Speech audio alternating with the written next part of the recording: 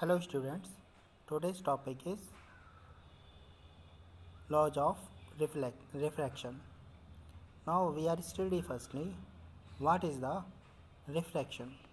The bending of a ray at the interference of two media is called refraction. यानी when light rays passes from one transparent medium to another transparent medium, then it is bent from their path.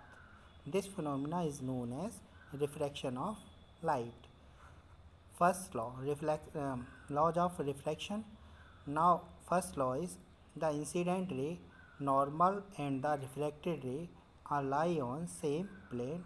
And second law is the ratio between sine of the angle of incidence and sine of angle of refraction is always constant, so that sine I upon sine r equal to 1 mu 2 equal to constant.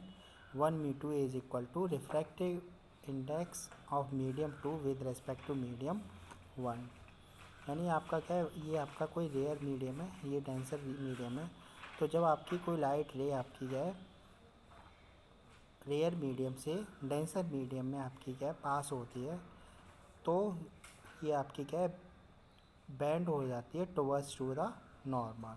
And when the light rays passes through denser to rare medium, then it is away bend away from the normal, यानी normal से थोड़ा दूर हट जाती है. तो यहाँ पे आपका सेकंड फिगर में आपका 2 mu 1 इक्वल टू हो जाएगा sine R upon sine I, यानी 2 mu 1 equal to 1 upon 1 mu 2. Next is absolute refractive index. The ratio between speed of light in vacuum and speed of light in medium is called absolute refractive index, so that mu equal to c upon v. So that the general statement of the Snell's law, mu 1 equal to c upon v1, mu 2 equal to c upon v2. v1 is the speed of the light in medium 1 and v2 is the speed of light in second medium.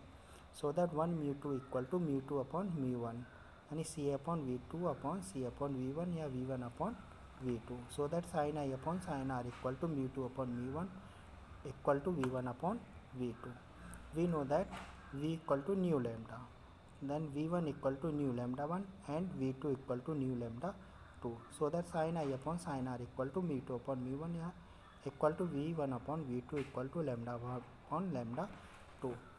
तो जब आपका क्या refraction होता है, तो refraction जब होता है तो रिफ्रैक्शन होने पर लाइट की जो फ्रीक्वेंसी है वो आपकी चेंज नहीं होती, बट वेलोसिटी आपकी क्या है डिफरेंट मीडियम में आपकी क्या है डिफरेंट होती है. तो वेलोसिटी चेंज होने के कारण ये आपका क्या है लाइट रे का आपका लाइट बीम का आपका क्या लाइट बीम का रिफ्रैक्शन होता है. तो कॉजेज आपका रिफ्रैक्शन का क्या है, because the change of velocity. Next है आपका relation between real depth and apparent depth. तो यहाँ पे हमें क्या है, जब हम वाटर में देखते हैं, वाटर में हमारी कोई ऑब्जेक्ट हमने क्या डुबो दी तो वो हमें क्या ऊपर उठी हुई शो होती है.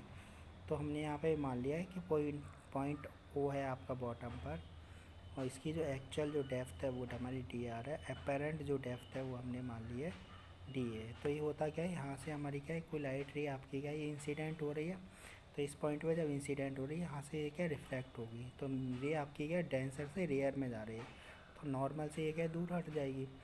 तो इस रिफ्रैक्टेड रे को हमने थोड़े पीछे की ओर क्या एक्सटेंड किया है, तो ये पॉइंट आई पे मिल रही है, तो यहीं पे आपकी क्या एक इमेज बन जाती है, यानी उठी हुई हमें क्या है दिखती है. So that the 2 mu 1 equal to sine I upon sine R. So that sine I is equal to sine equal to होता है आपका परपेंडिकुलर अपॉन हाइपोटेनस, यानी A B upon O B. ऐसे ही आपका साइन आर इक्वल टू हो जाएगा A B upon I B. तो ए बी से ए बी आपका कैंसिल, यानी I B upon O B. तो 1 mu 2 इक्वल टू होता है 1 अपॉन 2 mu 1. तो ये हो जाएगा आपका 1 mu 2 equal to O B upon I B. When I is small than O B, या ये जो एंगल आई है आपका बहुत छोटा हो, तो उस कंडीशन में आपका ओ बी जो आपका ओ बी है ये अप्रॉक्सीमेटली आपका ओ ए के क्या हो जाएगा इक्वल, और जो आपका आई बी है ये आपका आई ए के क्या हो जाएगा equal. So that the 1 mu two equal to O A upon I A, यानी 1 mu two equal to D R upon D A. D R is the real depth and D A is the apparent depth. So that the 1 mu 2 equal to real depth upon apparent depth. Now displacement of the image equal to dr minus dA. dr common ले लिया तो dr equal to 1 minus D upon dr. So that dr common है आपका 1 minus 1 upon 1 mu